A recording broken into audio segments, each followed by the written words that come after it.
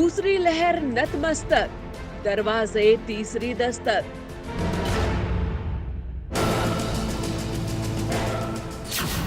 Corona से नहीं राहत, तीसरी लहर की आहट।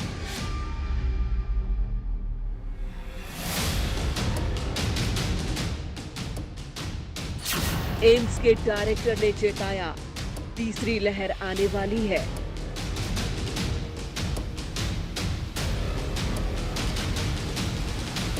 कोरोना महामारी, लापरवाही पड़ेगी भारी।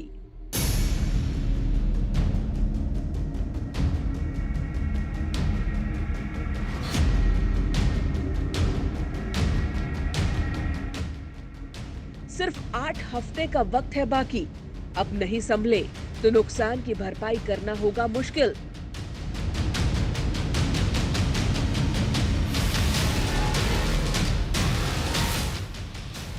कोरोना की तीसरी लहर आई तो कौन होगा जिम्मेदार? कोरोना 3.0 से खुद को कैसे बचाएं? बीमारी की सही जानकारी रखना है जरूरी। तीसरी लहर आने से पहले क्या करें, क्या ना करें?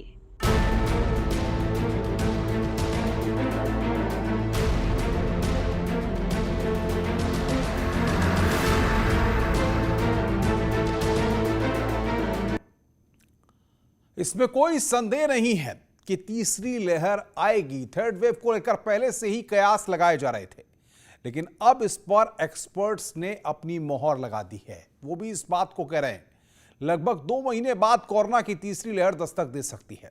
एक्सपर्ट्स ने तो ये भी कहा है कि इस बार जो कोरोना की लहर आएगी उसका सबसे ज्यादा असर बच्चों पर होगा।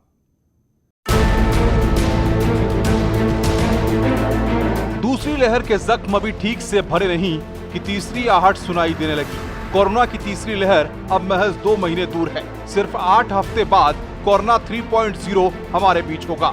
अप्रैल और मई के महीने में सांसों का जो संकट हिंदुस्तान ने देखा वो कल्पनीय भी था और अविश्वसनीय भी।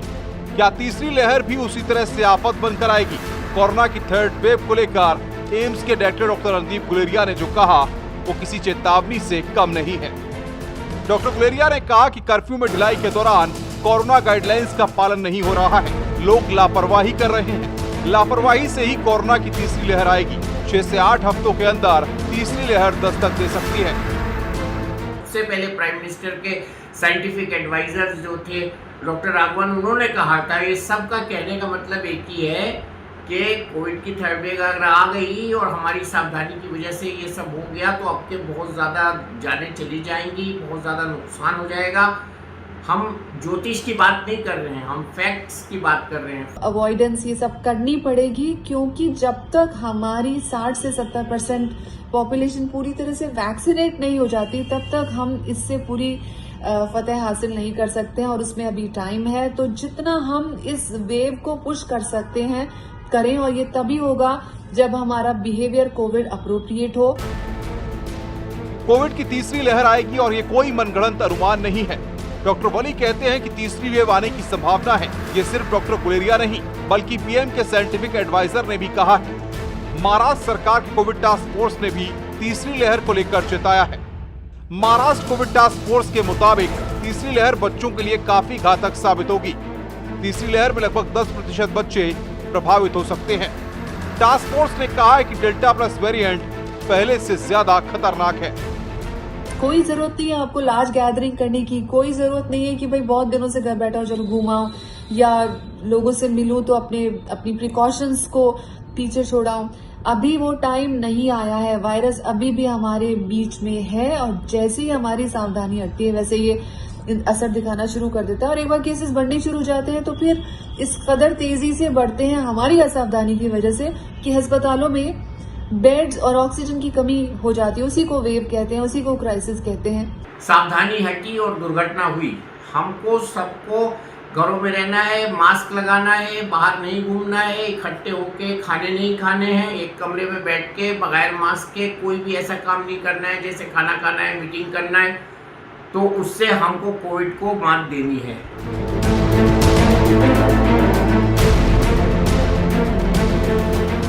तीसरी लहर के लिए कोई जिम्मेदार है? तो वो है लापरवाहियां। जैसे ही कोविड की दूसरी लहर कमजोर पड़ी, फिर से लोग कोरोना प्रोटोकॉल की अनदेखी करने लगे। ये तस्वीरें हरिद्वार की हैं, जहां गंगा दशहरे पर हजारों की संख्या में लोग हर की पैड़ी पर स्नान करने के लिए पहुंच गए। जबकि कोरोना की वजह से यहां नहाने पर प्रतिबंध है। पुलिस ने जब हर की पैड़ी से लोगों को हटाया तो वो बगल वाले घाटों पर नियमों को ताक पर रखकर स्नान करने लगे।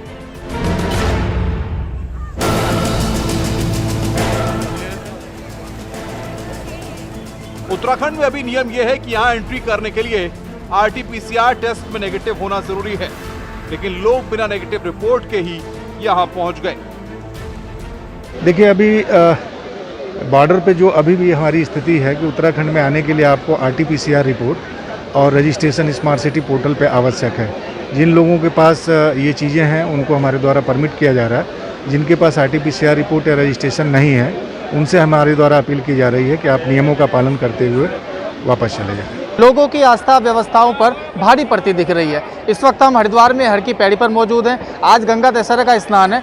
सुबह हर की पैड़ी को श्रद्धालुओं से पूरी तरह मुक्त रखा गया था। कोई भी श्रद्धालु हर की पैड़ी पर स्नान नहीं कर रहा था, लेकिन इस वक्त दोपहर 3 बजे का समय है और आप यहाँ पर देख सकते हैं कि लोगों की अच्छी खासी भीड़ यहाँ पर दिखाई दे रही है। लोग यहाँ पर स्नान कर रहे हैं और उसके अलावा सभी जो जरूरी काम है वो यहाँ पर सारे किए जा रहे हैं। आप देख सकते हैं कि किसी भी तरह की सोशल डिस्टेंसिंग या मास्क जैसी जो चीज़ें हैं उनका कोई खास पालन होता हुआ यहाँ पर नजर नहीं आ रहा है। सिर्फ हरिद्वार ही नहीं, गंगा दशहरा पर प्रयागराज में भी कोरोना पर आस्था भारी पड़ी। लोग नियमों को ताक पर रखकर संगम नोज पर पहुंच गए और स्नान किया। दूसरी लहर के दौरान हरिद्वार महाकुंभ में श्रद्धालुओं की भीड़ उमड़ी। उसके बाद क्या हुआ ये किसी से छुपा नहीं है, और अब जब तीसरी लहर के लिए एक्सपर्ट्स आगाह कर रहे हैं तो फिर से उसी तरह की लापरवाही बढ़ती जा रही है। अनलॉक हो रहा है, लोग बाहर घूमना शुरू हो रहे हैं। इस माहौल में हमें याद रखना है कि एक पॉसिबिलिटी है कि सेकेंड वेव सितंबर या अक्टूबर में फॉलो होने वाली है थर्ड वेव से। थर्ड वेव आने के चांसेस काफी स्ट्रांग है, ऐसा वर्ल्ड डाटा से और एपिडेमियोलॉजिकल डाटा से समझ आता है। थर्ड वेव ऐसा समझा जा रहा है कि शायद बच्चों में ज्यादा असर करेगी। केंद्रीय गृह मंत्रालय ने भी तीसरी लहर को लेकर राज्यों को सभी से आगाह किया है। केंद्रीय गृह सचिव ने सभी राज्यों और केंद्र शासित प्रदेशों को पत्र लिखा है। इसमें कहा गया है कि ढील देने के साथ साथ सावधानी जरूर बरतें।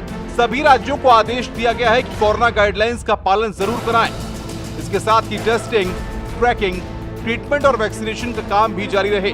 गृह सचिव ने कहा है कि कोरोना के केस तो घट रहे हैं, लेकिन सतर्कता और गंभीरता जरूरी है। कोरोना की दूसरी लहर पहले से ज्यादा खतरनाक थी। उसमें सबसे ज्यादा नौजवान लोग प्रभावित हुए, और अब तीसरी लहर को लेकर डॉक्टर्स जो आशंका जता रहे हैं उसमें बच्चे सबसे ज्यादा प्रभावित होंगे। इसलिए जरूरत इस बात की है कि कोविड के नियमों का पालन करें। कोरोना केस कम हुए हैं, खत्म नहीं। तीसरी लहर सिर्फ 8 हफ्ते दूर है। Bureau report, news 18। लापरवाही ही तीसरी लहर का सबसे बड़ा कारण होगी। हरिद्वार और प्रयागराज ही नहीं, फर्रुखाबाद में भी लोगों की भारी भीड़ गंगा नहाने आज पहुंच गई। न कोविड गाइडलाइन का पालन हुआ और न ही कोरोना का खौफ दिखाई दिया। एक्सपर्ट्स इसी लापरवाही को लेकर तो आगाह कर रहे हैं। इस तरह की लापरवाही ही तीसरी लहर के लिए रास्ता तैयार कर रही है।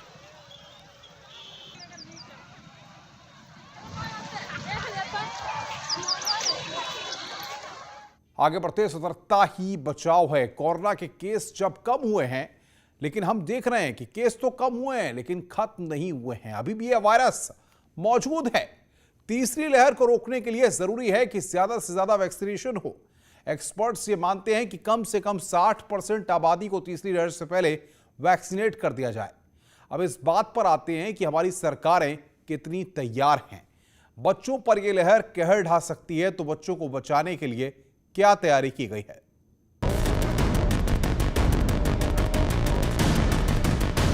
देश में कोरोना से मृत्यु दर 1.29% है, जबकि रिकवरी रेट करीब 96% है। लेकिन मौत के आंकड़े डराते हैं, इसलिए बच्चों को लेकर एक डर बन गया है। इसलिए हमने तीसरी लहर आने से पहले ही अस्पतालों में आ रहे बच्चों की बीमारियों के बारे में समझने की कोशिश की। कोविड की तीसरी संभावित लहर को देखते हुए बड़ी संख्या में ऐसी माताएं भी सामने आ रही हैं जो अपने बच्चे को लेकर चिंतित हैं और वो डॉक्टर्स के पास आ रही हैं, अपनी समस्याएं बता रही हैं। डॉक्टर्स अब उनकी काउंसलिंग कर रहे हैं। जो हमारे पास माताएं आ रही हैं आजकल, कुछ पति लेके आ रहे हैं, माताओं में ये चिंता आ गई है कि कहीं तीसरी लहर आने वाली है, कब आ जाएगी, मेरे बेटे को क्या हो जाएगा। किसी को इस बारिश के मौसम में छींक भी आ रही है तो वो बच्चे को कोविड सोच के आ रही है, बाद में उसका कोविड नहीं निकल रहा है, फिर भी घबराई हुई है कि क्या हो जाएगा, कहीं कुछ हो ना जाए। तो उन लोगों को ये काउंसलिंग दी जा रही है कि हम बचाव रखें, सावधानियां रखें, बच्चे को सुरक्षित रखना है, हम लोग मास्क लगाएं। तीसरी लहर आने से पहले ही वायरस ने लोगों के मन में घर बना लिया है। इस डर को दूर करने के लिए देश के 32,000 से ज्यादा बाल रोग विशेषज्ञों की नुमाइंदगी करने वाली IAP Indian academy of paediatrics का कहना है कि तीसरी लहर से कम 90% कोविड पॉजिटिव बच्चों में लक्षण बहुत हल्के या फिर बिल्कुल नहीं होंगे। लेकिन विशेषज्ञ आग्रह करते हैं कि अगर कोविड बेलगाम बढ़ता है तो 5.10% बच्चों के अस्पताल में दाखिल होने से भी व्यवस्था पर दबाव बहुत ज्यादा बढ़ सकता है। तो अब सवाल यह है कि ऐसी स्थिति से निपटने के लिए क्या तैयारी चल रही है। खास तौर पर उत्तर प्रदेश और उत्तराखंड में कैसी व्यवस्थाएं बनाई जा रही हैं। देहरादून के अस्पतालों में तैयारियां तेज है। वहां पर बच्चों के लिए बेड, वेंटिलेटर की व्यवस्थाएं की जा रही है।